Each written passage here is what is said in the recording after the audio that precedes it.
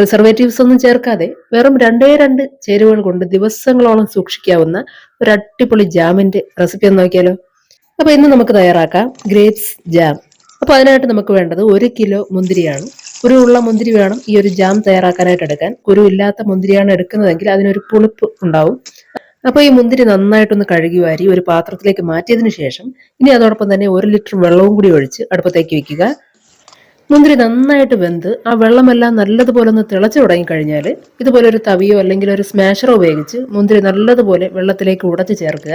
ഇനി ഇതിലെ ചൂട് മാറി കഴിയുമ്പോഴേക്കും മുന്തിരി ജ്യൂസ് മാത്രമായിട്ട് മറ്റൊരു പാത്രത്തിലേക്ക് അരിച്ചൊഴിച്ചിട്ട് അടുപ്പത്തേക്ക് വെക്കുക.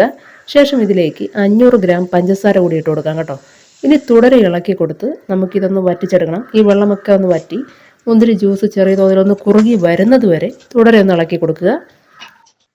ഈ കാണുന്നത് പോലെ ഒരു തേൻ പരുവത്തിന് നമ്മുടെ മുന്തിരി ജ്യൂസ് ഒന്ന് കുറുക്കി കിട്ടിക്കഴിഞ്ഞാൽ, അതായത് ഇതുപോലെ കൈകൊണ്ട് എടുത്ത് നോക്കിയാൽ തന്നെയും അറിയാം നമ്മൾ സാധാരണ തേനൊക്കെ തൊടുന്നത് പോലെ ചെറിയ തോതിലൊന്ന് ഒട്ടി തുടങ്ങും.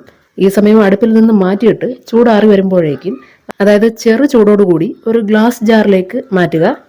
ഇനി ഒരു 3-4 മണിക്കൂറുകൾക്ക് ശേഷം ഇതൊന്ന് സെറ്റായി തുടങ്ങും.